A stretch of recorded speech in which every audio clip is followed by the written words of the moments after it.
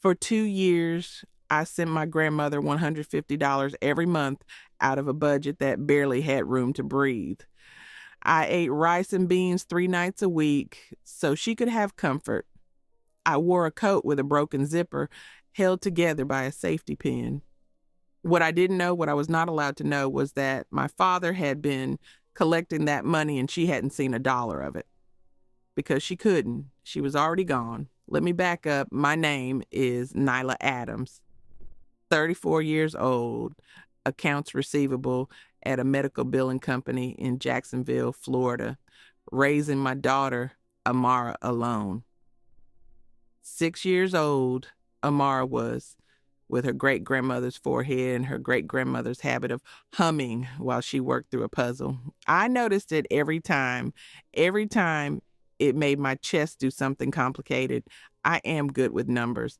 That is not modesty and it is not bragging. It is just the truth. I spend my days reading ledgers, catching discrepancies, finding the one-line item that doesn't match. Numbers are a language I trust. They don't have feelings. They don't lie to protect themselves. They just sit there and tell you what happened. I grew up in my grandmother's house in Green Cove Springs, Florida, 30 miles south of Jacksonville, down where the St. Johns River bends wide and slow and the Spanish moss hangs low enough to touch from a bicycle. My grandmother, Janelle Adams, had lived in that house since before I was born.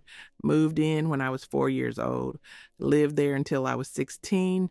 12 years of her kitchen, her table, her garden, her Sunday dinners, her Bible open on the counter where other people kept their mail. My father, Brian, wasn't around during those years. He was getting himself together, which was the phrase my grandmother used when she wanted to say something true without saying something cruel. She was like that. She had a gift for honoring the dignity of people who hadn't earned it. He got himself together eventually, more or less. He came back into my life in pieces. A birthday call here, a holiday visit there. By the time I was in my 20s, we had something that resembled a relationship, though I would not have called it easy. I had been raised by his mother. That fact lived between us like furniture in a small room, always in the way. But Grandma Janelle had always said the same thing. He's still your daddy, baby. Every time I bristled at something Brian did or didn't do, she would say it. Patient, certain. So I tried. I kept trying. When Brian was absent, Janelle was everything. She walked me to school and helped me with my homework and taught me the names of every plant in her garden. She cooked Sunday dinners that could make you forget the week. She was a woman who had worked her whole life, truly worked, decades of it, and she had earned every dollar she collected from Social Security each month, $1,306, plus her Anheuser-Busch pension on top of that. She had earned every cent. Nobody gave her anything. She worked it out of the years with her hands. I started sending her money when Amara was a year old, not because Grandma asked. She would never ask. I started because I sat down one night with my calculator and I thought about everything she had given me, 12 years of her home and her table and her time. And the number I could put on my gratitude was not a number that fit anywhere. So I started small and steady, $150 a month, every month, like clockwork, transferred directly to the joint account she kept at the credit union, the same account number she had given me years ago, so I could send birthday money when I was first starting out and couldn't afford much else. $150. I want you to understand what that was in my budget. After rent, after Amara's daycare, after utilities and groceries and the gas to get to work and back, I had about $900 left over each month. $150 was 1/6 of that. 1/6 of everything I had after the essentials were covered. I ate rice and beans 3 nights a week during those years. I wore the same pair of work shoes for 2.5 years because I wasn't going to spend $40 on myself when that $40 could go toward Amara's sneakers or my grandmother's comfort. I had not bought myself a coat in 3 years. The one I wore had a broken zipper I fixed with a safety pin. I sent that money because Grandma Janelle had given me 12 years. $150 a month was the least I could offer in return, and I gave it without bitterness or calculation. I gave it with love. I gave it imagining her in her warm kitchen, putting on a pot of something good, her Bible open on the table, her roses coming up strong in the yard. By the time the story I'm telling you begins, I had been sending that money for 2 years. 24 months, $3,600 of my own sacrifice. I want that number to sit with you for a second before I tell you what was really happening to it. Brian had been living in Jacksonville, not far from me, since his own reconciliation with stability. He had an apartment on the west side, a place I had visited twice, both times awkward, both times ending with something that felt almost but not quite like warmth. He had a joint account with Grandma, set up years back when he was helping her manage some paperwork. He checked on her. He said he was nearby. He was stepping up at last. 3 months before the day I'm telling you about, Brian called me. It was a Sunday. Amara was watching a cartoon, and I was folding laundry.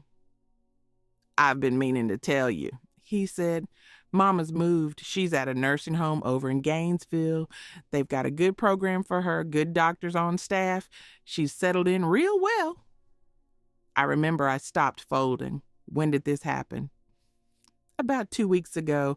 I handled everything. You don't have to worry about it. What's the name of the place? I want to send her a card. There was a pause. Small, just a beat. I'll get you the information, he said. She's fine. Don't worry about visiting right now. She's still adjusting. You know how she is about new places. I did know how she was. She was a woman who had lived in one house for 40 years and still put her shoes in the same spot by the door every single night. She was not the kind of woman who adjusted easily to new places, but I was tired. I was always tired in those years. Work was relentless, and single motherhood was relentless, and I was 34 years old holding everything together by myself, and when someone I was trying to trust handed me a sentence that said, "Don't worry," something in me grabbed at it. I let it rest there. I kept sending my $150. I told myself I'd call Grandma at the nursing home once Brian sent me the contact information. He never sent it. I called him 3 weeks later and asked again. He said he'd been busy. He'd get it to me. He never did. I told myself he was disorganized. I told myself a lot of things. Then, on a Thursday morning in May of 2015, Miss Lorraine called me. Miss Lorraine, Janelle's next-door neighbor on Creekfront Drive, 72 years old, sharp as a thumbtack, the kind of woman who noticed everything and said exactly what she saw. She had my number because Grandma had given it to her years ago, back when I was still in high school. "That's my granddaughter, Nyla's number," Grandma had told her. "You ever need to reach family, you call her first." I was at my desk at work when my cell buzzed. I almost let it go to voicemail. I'm glad I didn't. "Baby," Miss Lorraine said, and I could hear something careful in her voice, something held back. "I don't want to alarm you, but I ain't seen your grandmama since last June. That's close to a year. The garden's growing wild, but ain't nobody tending it right. And your daddy's been coming by picking up her mail, but he don't stay long. Something ain't right." I said, "What do you mean you haven't seen her?" "I mean, I ain't seen her. Not through the window, not on the porch, not in that garden she lived in every morning, nothing. And I've been watching because it ain't like Miss Janelle to just go quiet." I put my pen down. I told Miss Lorraine I would look into it. I thanked her. I sat at my desk for 30 seconds after I hung up, and then I called Brian. He answered on the second ring. "Miss Lorraine called me," I said. "She says she hasn't seen Grandma in almost a year." "Miss Lorraine is a nosy old woman who doesn't know what she's talking about." His voice was flat, dismissive, not the voice of a man surprised by a question, the voice of a man who had been waiting for this question and had already decided how to handle it. "Daddy, I just want to know she's okay. Can I have the nursing home's number?" "Nyla." He exhaled like I was exhausting him. "Stop being dramatic. She's fine. I just talked to her last week. She's settling in." Stop being dramatic. 3 words. That's all it took. Not because they were cruel, though they were. Not because they were dismissive, though they were that too. They hit me the way they did because I know my grandmother. I grew up in her house. I have known her voice and her habits and her way of moving through a room since I was 4 years old. And I know this. Grandma Janelle did not produce dramatic daughters or dramatic granddaughters. She produced women who stayed calm and got things done. Stop being dramatic was not the way you talked to someone in my family about something that didn't matter. It was the way you talked to someone you were trying to get off your trail. He hung up before I could say anything else. I sat with my hands flat on my desk, perfectly still. That is what happens to me when something important clicks into place. I don't panic. I go still. My brain starts running the numbers. Number 1, Miss Lorraine had not seen Grandma since last June. That was 11 months. Number 2, Brian had been picking up the mail. Number 3, he could not give me the name of the nursing home. Number 4, he had just told me to stop being dramatic for asking where my elderly grandmother lived. I picked up my phone. I texted Terrence.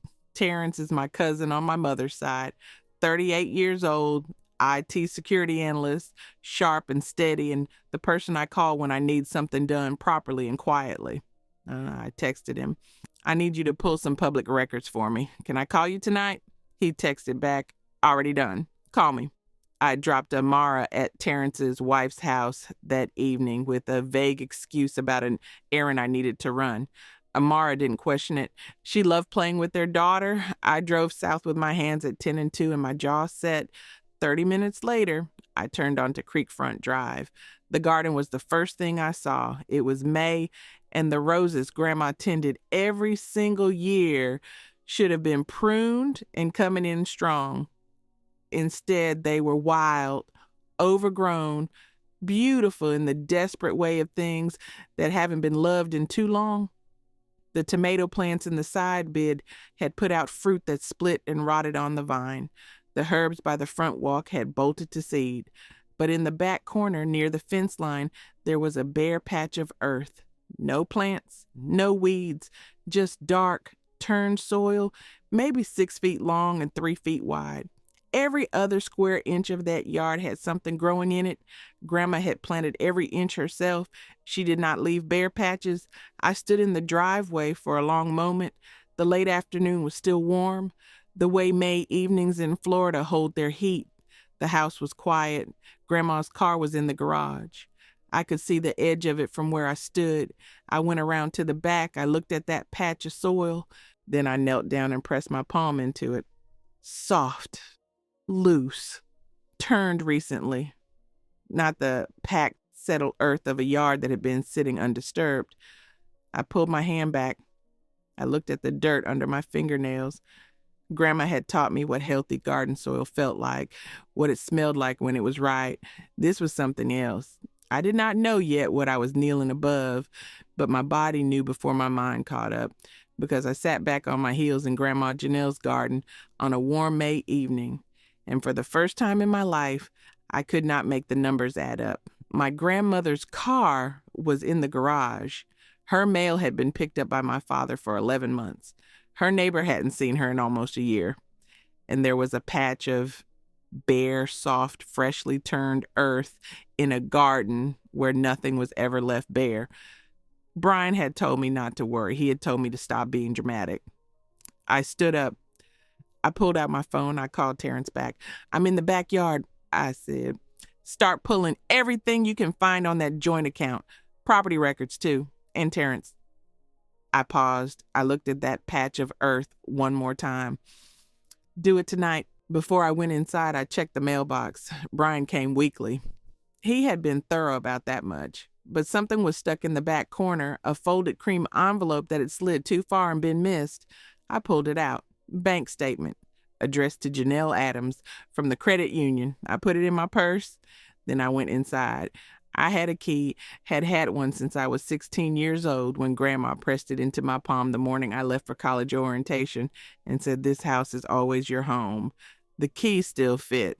The door opened into a house that had not been lived in for close to a year, but it did not look that way. That was the thing. It looked like someone had stepped out for a quick errand and simply never returned.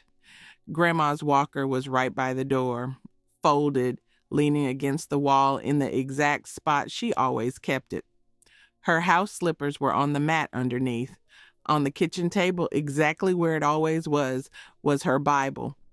Open to somewhere in the Psalms, a reading marker between the pages, a pen sitting on top of it like she had just set it down. I stood in the doorway and I did not move. The rubber plant in the corner was dead and dry. That was the only thing in the house that acknowledged any passage of time. Everything else was waiting. Nobody packs their Bible when they move to a nursing home, not a woman for whom the Bible is the first thing on the table every morning and the last thing she touches at night. Nobody leaves their walker. Nobody leaves their slippers or their car or the pen sitting open on the page they were reading. People who move to care facilities take their medicines and their nightgowns and their photographs. They don't leave their whole life behind and disappear. I sat at Grandma's kitchen table. I put my hand on her Bible, and I thought about what I was going to do next. I could call Brian. I could confront him right now, standing in his mother's kitchen with her unfinished reading in front of me. I thought about what that call would sound like, the flat dismissal, stop being dramatic, the hang-up. I thought about what I would actually gain from it, and the answer was nothing I could use. A confrontation would only give him time to prepare. What I needed was documentation. Paper that told its own story without my voice attached. I was an accounts receivable specialist. I found discrepancies for a living. Not confrontation, pattern recognition. I left the house exactly as I found it, locked the door behind me, and called Terrence from the driveway. I'm at the house, I said. I need you to do this formally. Pull the property records, the deed, anything public, and I'm bringing you a bank statement tonight. I'll be here, he said. Terrence had his laptop open and a yellow legal pad and 2 highlighters on the table when I arrived. He did not get out the legal pad unless he thought something was going to matter. The property records came back first. Clay County Property Appraiser Database, public access. The results were clear and absolutely devastating. Property still in Janelle Adams' name. No transfer filed. No quitclaim deed. No sale recorded. 11 months of supposedly managing her affairs, and Brian had not filed a single piece of paperwork about her property. A real caregiver handling a real transition would have filed something. You do not take over an elderly woman's life and leave the deed to her house untouched unless you need it to still look like hers, unless there is no paperwork to file because she has not legally gone anywhere. Now the statement, I said. Terrence spread it flat on the table. I watched him read the way I read ledgers, scanning, going back to confirm. His jaw tightened. Social Security deposits, he said. Regular. Every month. $1,306. His finger moved down the column. Still coming in. Statement covers 6 months. And there's also her pension, Anheuser-Busch, $750 a month, both depositing like clockwork. $1,306 plus $750, $2,056 a month into an account that Brian controlled and nobody was watching. 6 months on this statement alone, $12,336. Where's it going? I asked. ATM withdrawals, all of them. He paused. Every withdrawal on this statement is from a machine in Jacksonville. Jacksonville. Not Green Cove Springs, not Gainesville, Bryan City. Where specifically in Jacksonville? Terrence looked up a business name from the line item on the statement. He looked at me in a way I had not seen from him before. Best Bet Jacksonville, he said. It's a poker room. There it is, a poker room. Brian had been pulling Grandma Janelle's Social Security and her pension out of an ATM at a poker room in Jacksonville, over and over, for months. I did not say anything. I let the number sit. 17 withdrawals over this 6-month period, Terrence said. $4,230 from Best Bet ATM machines alone. $4,230. Gambling money. Money she had worked every year of her adult life to earn. Money that was supposed to be hers in her old age, the return on all those decades of labor. And he was feeding it into a poker room. I want you to sit with the math of that for a second. $2,056 a month coming into the account, 11 months that Miss Lorraine had not seen her. If Brian had been draining the account since the beginning, that was $22,616 in Social Security and pension alone. And that was before we added in what I had been sending every month. There was a word for this, several words actually. I knew the legal ones because I worked in medical billing, and I had seen what happened to patient accounts when someone filed fraudulent claims. But the personal word, the one that kept presenting itself while I sat at Terrence's table and held the edges of the statement with both hands, was simpler and older than any statute: theft. He had stolen from his own mother. He had stolen from me. When does my transfer hit? I asked. The 15th of every month. Terrence scrolled to that line on the statement. He turned the paper around and put it in front of me without saying a word.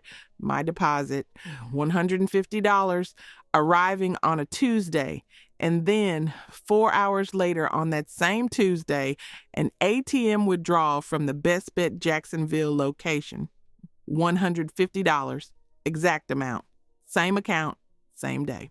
He had not even waited for the next morning. He pulled it the same afternoon it arrived.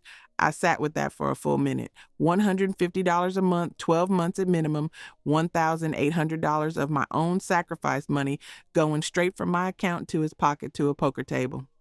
I wore the same work shoes for 2.5 years. I fixed a broken zipper with a safety pin for 3 winters. I ate rice and beans 3 nights a week. And every month I had sent that money imagining my grandmother warm and comfortable and cared for. He had been gambling it the same day it arrived. He had not let it settle overnight. He had taken my $150 and carried it straight to a poker table. And somewhere in his mind that had been completely acceptable. My sacrifice was his spending money. My grandmother's Social Security was his entertainment fund. I want to tell you, I cried. I did not cry. What I did was open a fresh page on Terrence's legal pad and write down 3 numbers in a column. 1,306, 750, 150, 1 number for Grandma's Social Security, 1 for her pension, 1 for me. I added them. $2,206 a month. That was the total flowing into that account every 30 days. That was what Brian was treating as his personal income. I drew a box around the number. Then I looked up at Terrence. I need to know if she's registered at any nursing home in the Gainesville area. I said. I spent the next morning on the phone. I work accounts receivable. I know how to navigate a phone tree and how to get a real person on the line and what questions to ask. I pulled up the Florida Agency for Healthcare Administration's public facility database, and I called every licensed skilled nursing facility in Alachua County, 12 of them. Then the assisted living facilities. Then I expanded to adjacent counties. Janelle Adams, date of birth, Social Security number, which I had from an insurance form she'd asked me to help fill out years ago. Not at a single facility. Not a current resident, not a past resident, not on a waiting list. Nowhere in the region was there a record of my grandmother's name in any care database. The story Brian had told me had never happened. I waited 2 days. Then I called him. I recorded the call. Florida requires consent of both parties for a recorded call. I was not collecting evidence for a courtroom. I was building my own documentation because I needed to know exactly what he said and what he did not say in his own voice, with no chance I had misremembered. He answered on the second ring. "Hey, baby girl," he said. Warm, easy. The voice of a man with nothing on his mind. "Daddy," I said. "I still haven't gotten the name of Grandma's facility. I'd like to send her a birthday card." A pause. Not long. "I've been meaning to get you that information. Let me find it and get back to you. Do you have it nearby? I can wait." "Not right in front of me right now. Give me a day or 2, baby girl." Of course," I said. "Thank you." He hung up. He never called back. If your mother was in a nursing home and your daughter called asking for the name of the facility to send a birthday card, you would say the name. It would be in your phone. You would know it the way you know your own address because she is your mother and that facility is where she lives. You do not say you'll look it up later, not unless there is nothing to look up. I sat at my desk that night after Amara was asleep. I opened my laptop. I pulled up my credit union's transfer portal, the joint account, $150. My cursor sat on the confirm button. I clicked it because here's what I understood in that moment with absolute clarity. Every dollar I sent him now was a rope. He expected me to keep being the tired, trusting daughter, the one who was too busy and too exhausted and too guilty to look too closely. He was counting on my grief and my distance and my love for Grandma to keep me exactly where I had been for 2 years. $3.60 a day flowing into his pocket without a question asked. I was not going to tip my hand, not yet, not until I had everything. Every transfer I sent him was a data point. Every withdrawal he made was a traceable transaction on a paper trail I was building 1 month at a time.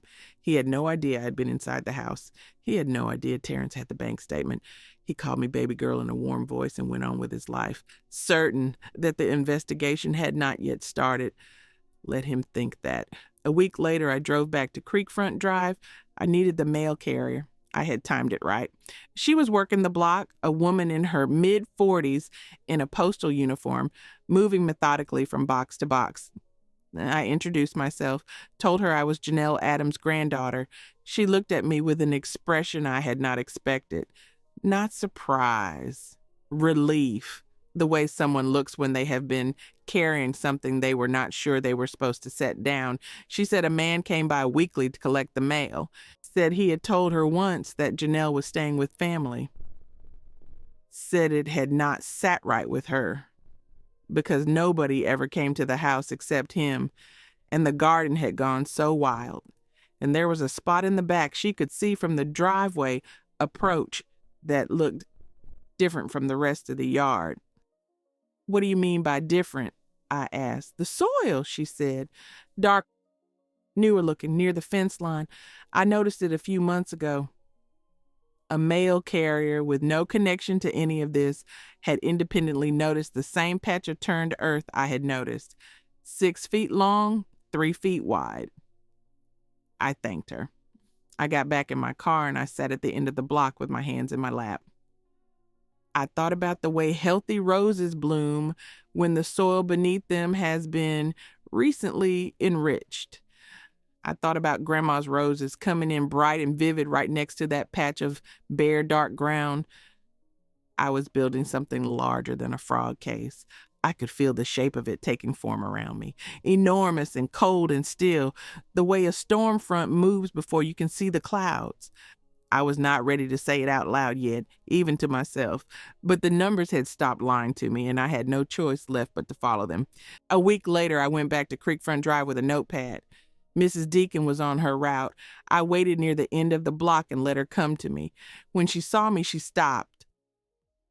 That same quiet relief, like a woman who had been carrying something heavy and was finally allowed to set it down.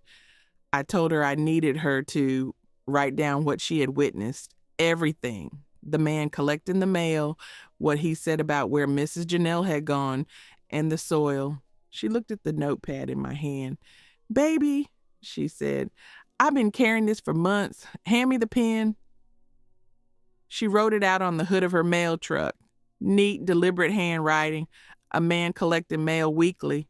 Identified himself as the homeowner's son. Said Mrs. Janelle was staying with family. She had found this unusual because in 6 years on that route, she had never seen Mrs. Janelle gone more than a few days.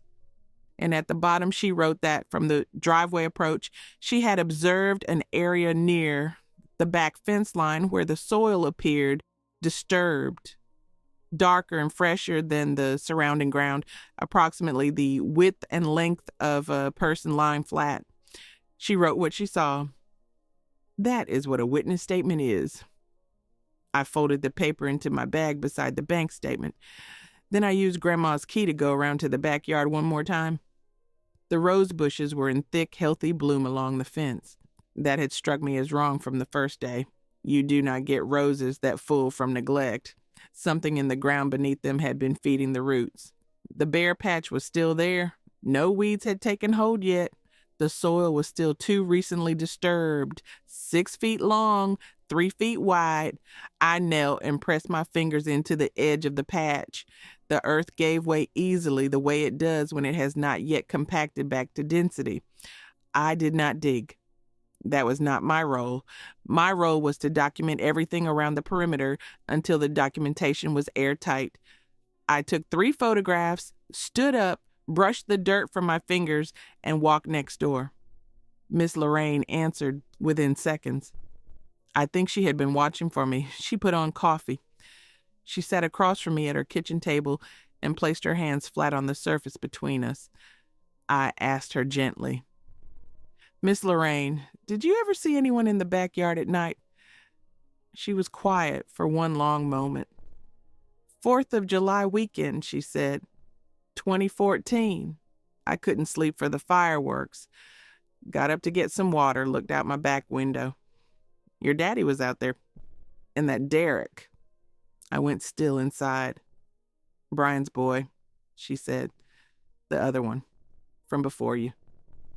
I knew the name. Derek. Brian's son from before my mother. Half-brother I had met twice. "What were they doing?" I asked. "Shoveling," she said. "Both of them. In the back corner by the fence, middle of the night.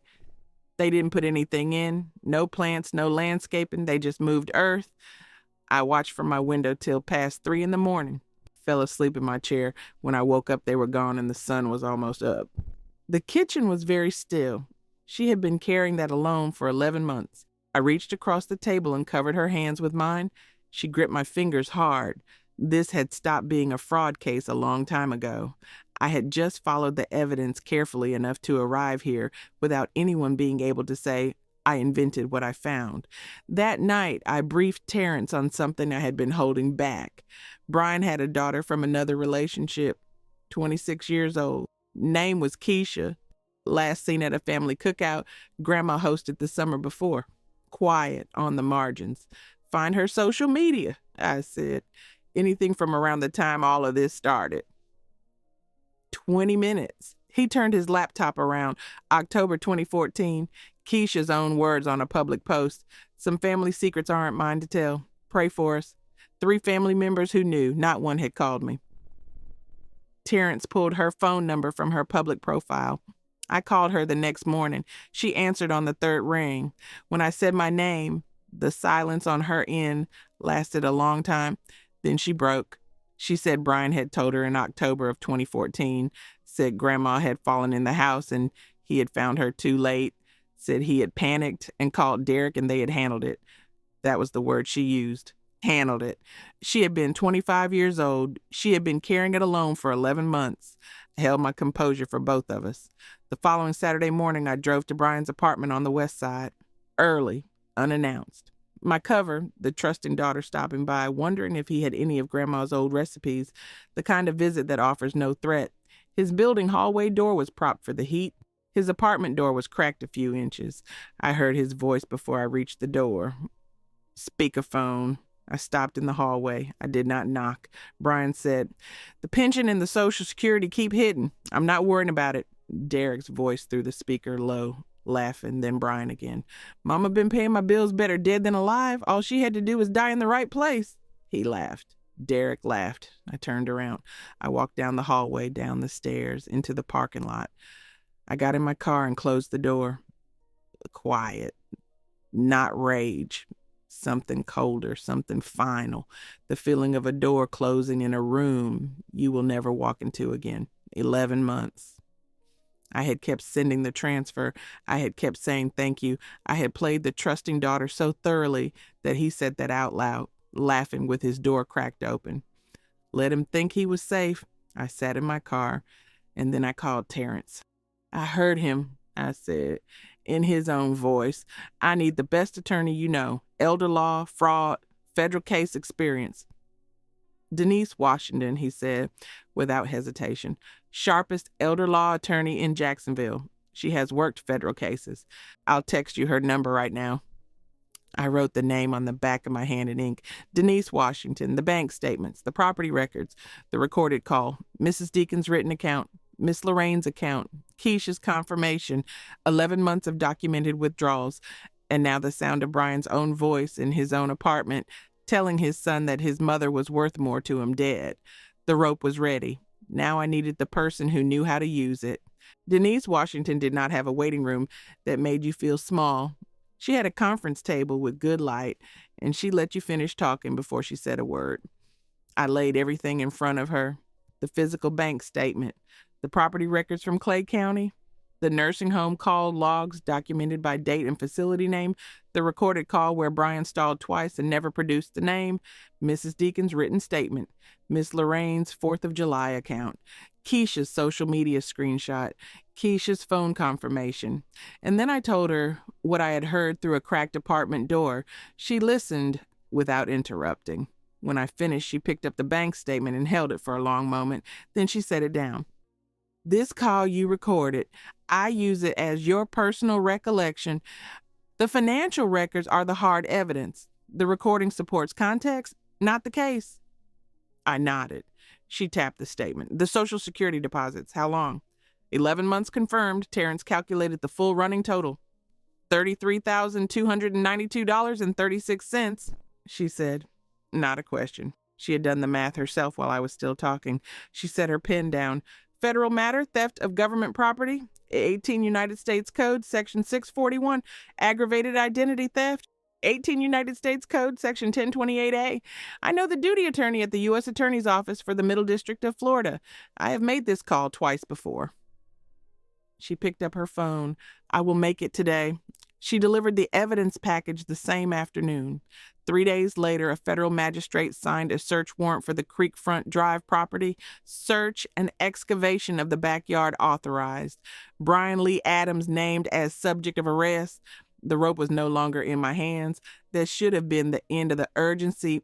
It was not. Terrence called the following morning. He listed the house. I went still. Public MLS, Creekfront Drive, as is cash preferred, quick close. Brian was trying to liquidate the last thing that was not his to sell. Cash buyers move fast, courts move slower. He did not know the warrant existed. He did not know any of it. He was just being Brian. I called him that afternoon. Warm voice, the trusting daughter, one final performance. Daddy, before you go too far with the listing, can we go through some of Grandma's things together first? There are photos I would want to keep. Sure. Of course, baby. I could hear him smiling. He believed I was the grieving granddaughter making peace with the sale. He had no idea I had already handed everything to the U.S. Attorney's Office. I said Tuesday, 2 p.m. He said he would be there. The moment I ended the call, I dialed Denise, date, time. She called her contact at the U.S. Attorney's Office within the hour. I did not ask when the agents would arrive. I just made sure I would be on the porch when they pulled up. Tuesday morning, I drove to Green Cove Springs alone. I parked on the street. The rose bushes along the back fence were visible from where I sat, still blooming. I went up to the porch and I waited. Brian arrived at 5 minutes before 2. He came up the walk with his keys out, already talking about what the house might sell for in this market. I let him talk. The black SUVs came around the corner at 2:04, 3 vehicles. Brian stopped mid-sentence. He watched them pull up. He watched the agents step out. He watched them come up the walk with badges visible. They walked past him, not to the door, to the side gate, to the backyard. He turned to look at me. I did not say anything. For 11 months, I had been the quiet, trusting daughter. I had been patient and deliberate, and I had not rushed a single moment. I did not need words now. I heard the gate latch. I heard the agents moving through the yard. I heard equipment on the ground. Brian said, "What did you do?" I still did not say anything. The digging did not take long. When an agent appeared at the side gate and nodded to the others, something left Brian's face. Not color, something deeper, some certainty he had been living on for over a year. They found her under the roses she had planted herself. She deserved dignity in that moment. She had not been given it when she went into the ground, but she had it now. A signed warrant, a documented case, witnesses, and a granddaughter who had not stopped until everything was on record. Brian tried to walk to his car. An agent stepped in front of him. "The warrant was not just for the property, it was for you too." He stopped. His hands went out to his sides. His shoulders dropped. The keys fell out of his fingers and hit the concrete. The sound was very small. Brian Lee Adams was arrested on the front walk of his mother's house. 2 days later, Derek was picked up at his Jacksonville apartment. He took the deal before they finished offering it. He gave investigators the full timeline. He cried through his entire deposition. His testimony made sure Brian could not walk back a single word. Keisha gave a formal statement to secure probation. She was 26 years old. She had been carrying that weight alone for over a year. 14 months passed. Grand jury proceedings, evidentiary hearings. I testified twice. Both times I drove home afterward, made dinner, helped Amara with her homework, and went to bed. Brian pleaded guilty on October 31st, 2016. I sat in the gallery and watched him stand. Judge Marcia Morales Howard delivered the sentence from the bench. Her voice was level. She did not look up from the papers until she was ready. On the federal counts, 64 months. On the state charges filed by the Clay County State Attorney, concealment of death, improper disposal of human remains, an additional 7 years to be served consecutively. 12 years and 4 months. She was not finished. Restitution in the amount of $33,292.36 payable to the Social Security Administration and the Anheuser-Busch Pension Fund. Brian's head dropped.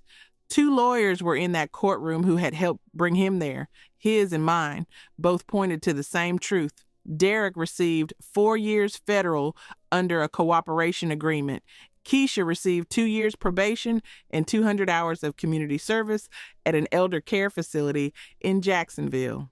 Every person was accounted for. Every charge named, every consequence on the record, permanent. I walked out of the courthouse into the November air. Terrence was on the steps. Miss Lorraine had driven up from Green Cove Springs. Denise Washington stood to the side and gave a single quiet nod. I did not raise my hands. I did not say anything for a long moment. I just breathed, not triumph. Something older and quieter. The woman who had spent 11 months sending $150 a month into a poker room ATM because she loved her grandmother was still somewhere inside me. She needed a minute. I gave her one. Grandma deserved more than I could give her back. But she had her name. She had the truth on record. She had flowers and a Bible and a proper funeral arranged by the granddaughter she raised.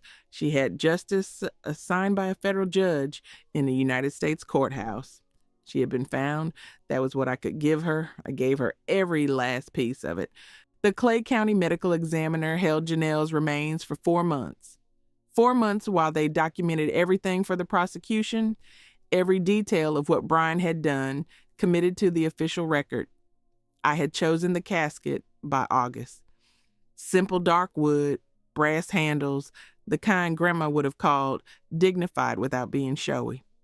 I paid for it out of the money I had been saving since the day I stopped sending Brian his $150. I walked into that funeral home alone and chose it and went home and made Amara dinner and did not cry. I was not ready to cry yet. There was still work to be done. When the remains were released in October of 2015, I put Janelle's Bible on top of the casket myself, the one that had always lived on her kitchen table, the one with her handwriting in the margins and the pink ribbon bookmark she had used since before I was born. I placed it there with both hands, the way you put something down when you are certain it belongs exactly where you're putting it. Her funeral was on a Saturday morning, pink and white roses from full-headed blooms that would have made her stop and just stand for a moment. Her favorite hymn played from a small CD player the funeral director brought because the church's sound system was being repaired, and somehow that felt right for her. Nothing fancy, just faithful. The congregation sang along before anyone told them to. I sat in the front pew with Amara on my left and Miss Lorraine on my right, Terrence a row behind us, and I cried for the first time since everything had begun. Not in the courthouse, not in Denise's conference room, not when the agents walked through the side gate, not even when Brian's keys hit the concrete. I had held it through all of it because I could not afford to let it open until it was safe. It opened now deep and quiet and a little ragged at the edges. Miss Lorraine covered my hand with hers without a word. We both understood. Grandma deserved that funeral. She deserved the flowers and the hymn and the people who loved her saying her name out loud in that small church. She deserved all of it, and she got all of it, and I was the one who gave it to her. The Department of Justice issued a press release the day of sentencing. By that Friday, Miss Lorraine reported that half of Green Cove Springs had read it. Brian Adams' name, which had floated through that small town for years with a vague unearned shadow, was now attached to 12 years and 4 months and $33,292.36 in restitution. The story he had told about himself for decades collapsed in a single news cycle. I did not gloat. His diminished state was not my victory. His consequences were the court's work, not mine. I filed the petition in Clay County Probate Court in the spring of 2017. Denise filed it under Florida's wrongful conduct doctrine. Brian's convictions on both the federal counts and the state charges gave the probate court grounds to bar him from inheriting anything from Janelle's estate. A man cannot benefit from the property of the person he harmed. 8 months of proceedings, court dates and filings I did not always understand but trusted Denise to navigate. The keys arrived in a padded envelope from the probate court clerk. 2 keys on a plastic keychain shaped like a pink flower, faded to almost white over the decades. The same 2 keys from the hook by Grandma's kitchen door my entire childhood. I held them in my palm for a long time. Then I called Amara in. She climbed onto the chair across from me and looked at the keys on the table. "What are those?" "Keys to your great-grandmother's house," I said. "Our house now." She looked at them for another moment. "Can we go today?" We went that afternoon. I do not have words for what it felt like to carry boxes through that front door. The kitchen smelled like cedar cabinets and something older, years and meals, and a life lived fully in that space. Amara ran ahead through every room like she was learning the shape of something she had always been meant to know. She stopped in the kitchen and pressed her hand flat against the counter. "Great-grandma cooked here," she said. "Every day," I told her. "She made the best sweet potato pie you ever tasted." Amara turned around with a very serious look. "Can you make it?" "I'm going to learn," I said, and I meant it. The garden took longer. I hired someone to remove the soil from the area near the back fence. New soil went in, dark and rich. I planted new roses along the fence line in the spring of 2018, pink and white and one deep red variety Grandma had grown years ago that I tracked down through a garden center 40 minutes away because I needed it to be right. I placed a flat stone near the roses with her name on it. Janelle May Adams, nothing else. She would not have wanted a long inscription. Amara was the one who wanted to plant. I gave her a trowel and showed her how to make the hole a little wider than the root ball, how to press the soil in firmly, how to water at the base and not the leaves. The same things Grandma had shown me in this same yard, in this same afternoon light. The generational chain that Brian had tried to break was reattaching itself one small hand at a time. "Great-grandma taught you this?" Amara asked, pressing dirt around a root with her fingers. "She taught me all of it," I said. "She knew what each plant needed and when it needed it. She said a garden tells you the truth about what you give it." Amara was quiet for a moment, working the soil. Then she said, "I want to know all the names." "Then I'll teach you," I said, "all of them. I have thought a lot about what this story means. Not the kind you put on a sign, the kind you carry when you walk through the world knowing what you know. Blood did not protect Janelle, not one drop of it. The people who shared her blood put her in the ground and collected her pension and told themselves whatever they told themselves in the dark. Love protected her. Love from a neighbor who had known her 30 years and made one phone call on a Thursday morning because something wasn't right. Love from a granddaughter she had raised who could not stop paying attention. Love is the thing that showed up. Not blood, not obligation. Love, specific and stubborn, and finally loud enough. I walk the garden every morning now. Sometimes Amara walks with me. She knows the roses by name. She knows the memorial stone and who it is for because I have told her plainly and with tenderness and without leaving anything out. She knows her great-grandmother planted this garden, taught it to me, and that now I am teaching it to her. I used to kneel here and feel the wrongness in the soil before I understood what it was. I pressed my palm into bare earth and knew something was beneath it that should not have been, and I carried that knowing for 14 months through everything it cost me. I stand here now with my daughter beside me and the morning light coming sideways through the fence and the roses coming up strong where the bare earth used to be. Different soil, new roses, her name on a stone, the same garden. I'm not the same woman who knelt here that Tuesday afternoon in 2015, and I am not sorry about that. Grandma made me who I am now. This is her house, mine and Amara's now. Hers first and always. Every morning I walk these rows and I say her name into the quiet. And the roses do not answer. And that is all right, because I am not asking them to. I am just here, still here, the way she taught me to be.